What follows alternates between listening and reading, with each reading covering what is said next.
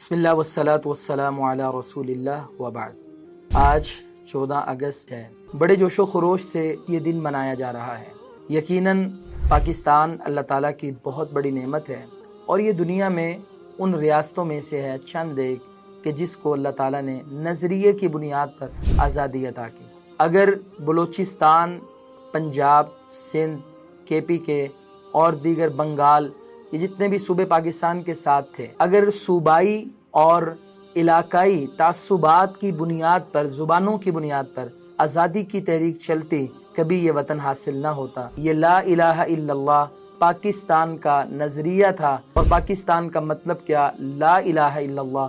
تیرا میرا رشتہ کیا؟ لا الہ الا اللہ۔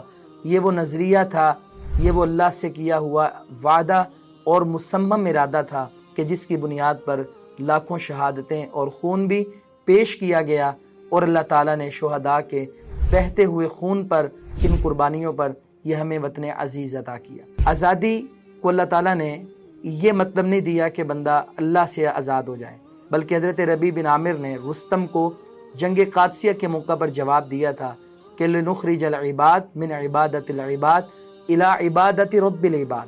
بدر سے لے کر آج قادسیہ تک ہماری جتنی بھی مہمات اور جد و جہد اور کوششیں ہیں، اس کا ایک ہی مقصد ہے، ہم بندوں کو بندوں کی غلامی سے نکال کر بندوں کے رب کا غلام بنانا چاہتے ہیں۔ تو آزادی یہ ہے کہ بندہ رب کی غلامی میں آ جائے، دنیا سے، ہر نظام سے، ہر انسان سے پاک ہو جائے۔ تو اس یوم آزادی کے موقع پر اللہ تعالیٰ کی ایک آیت نبی پاک علیہ الصلوۃ والسلام کے دور میں بھی ہمیں پیغام دے رہی تھی، اور آج بھی یہ آیت ایسے ہی ہے جیسے ہمارے لیے بہترین نمونہ ہے۔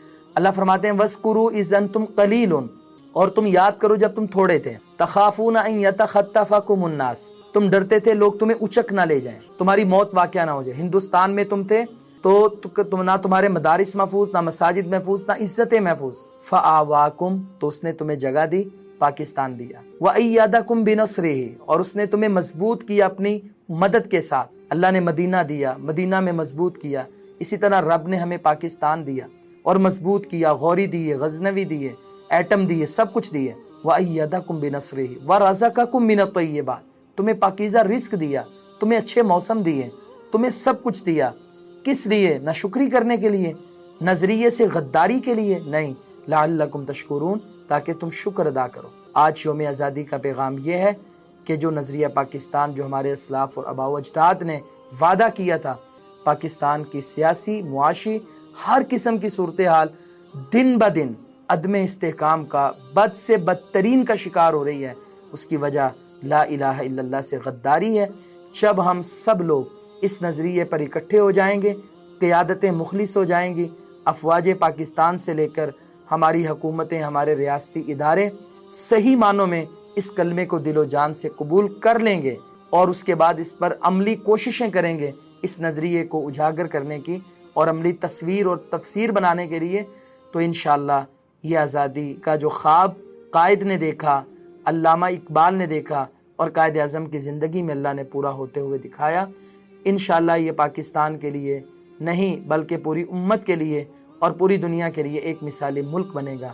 ہمارے پاس رب کی سب نعمتیں ہیں، اگر نہیں ہے تو شکر نہیں ہے، سجدے نہیں ہیں، دعائیں نہیں ہیں، اس کے مقابلے میں باطل نظام ہے، سودی معیشت ہے، ہلڑ بازی ہے، یہ چیزیں ہیں۔